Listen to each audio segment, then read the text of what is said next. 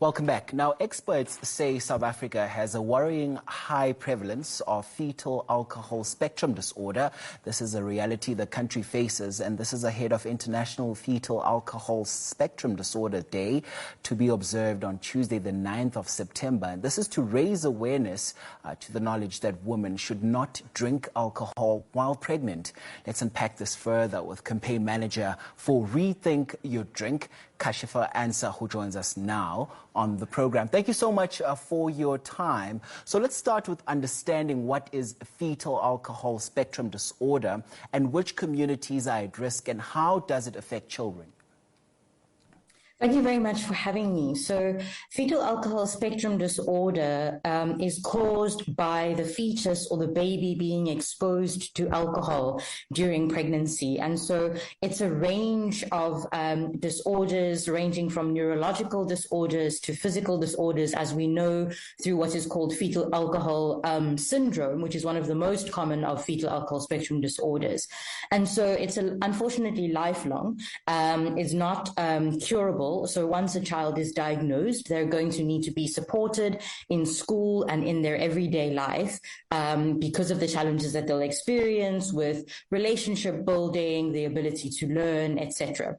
So that's how it affects children. And in South Africa, the Western Cape and Northern Cape are particularly affected by fetal alcohol spectrum disorder. Some communities experiencing rates as high as 1 in 3 children being affected, especially in low-income communities where support and education are not as easily accessed as it would be for a mom in a more affluent area being able to access things like antenatal classes where this kind of education would be available.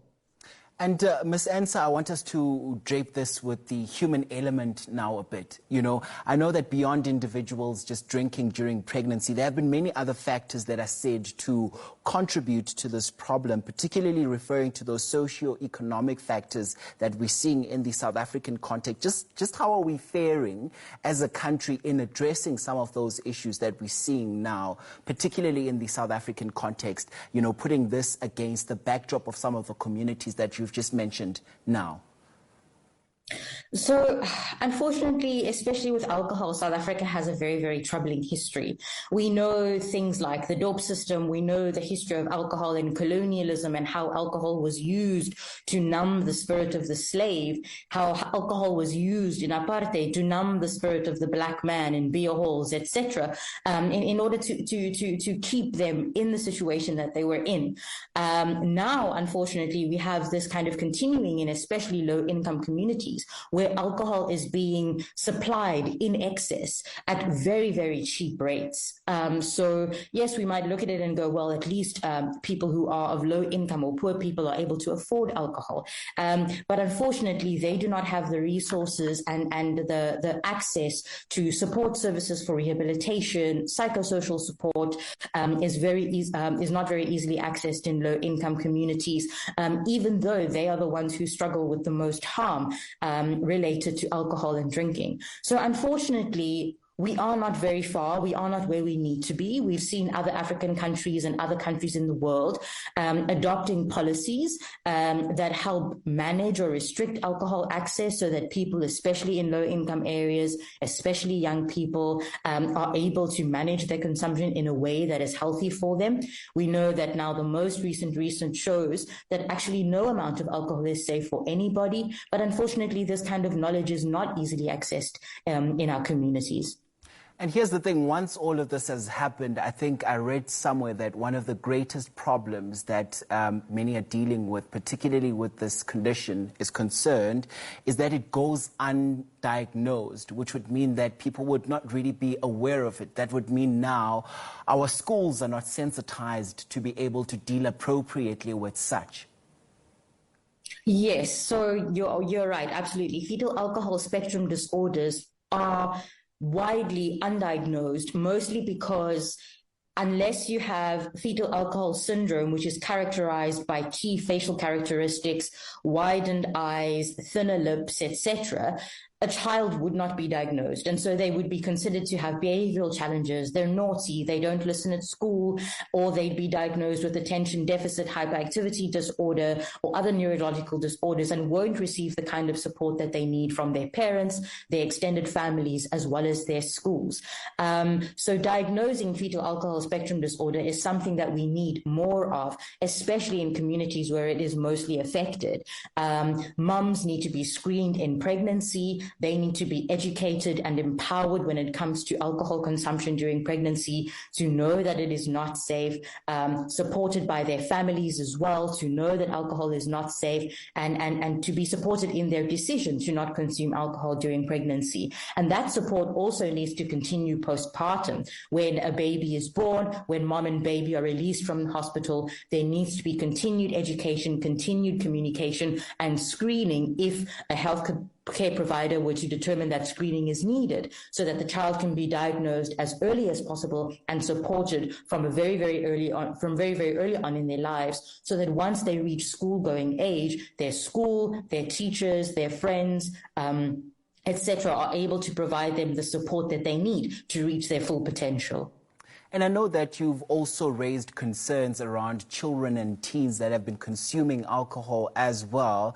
And I want us to take this and link this to awareness or a lack thereof. What would you say or make of government's campaigns as well as awareness efforts in reaching vulnerable communities? Because on many occasions, government has been criticized for being somewhat of, just playing to slogans at all times and not really paying attention to the root causes as well as the root problems at hand.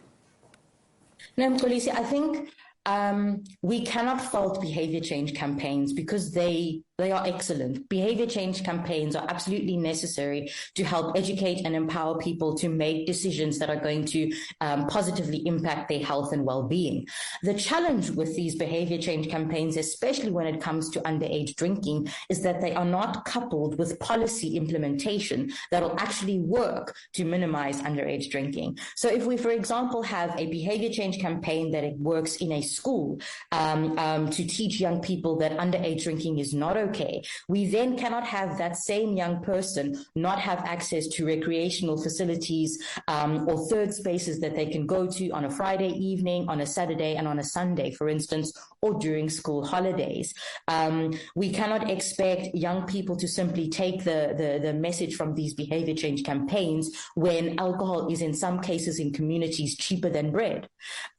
So we need policies like pricing measures like minimum unit pricing. We need advertising to be banned except at point of sale so that alcohol is not glamorized for young people. So they're not faced with the challenge of having to go, well, alcohol, you're saying alcohol is not good for me and I'm not allowed to do it now. But on TV, there is this beautiful woman who I want to look like, who I want to be like, because I don't feel maybe confident in my own skin or confident among my friends. But this person on TV is feeling confident when they drink alcohol, and they're being juxtaposed with these two opposite messages. So really what we need to be doing is coupling these behavior change campaigns with policy.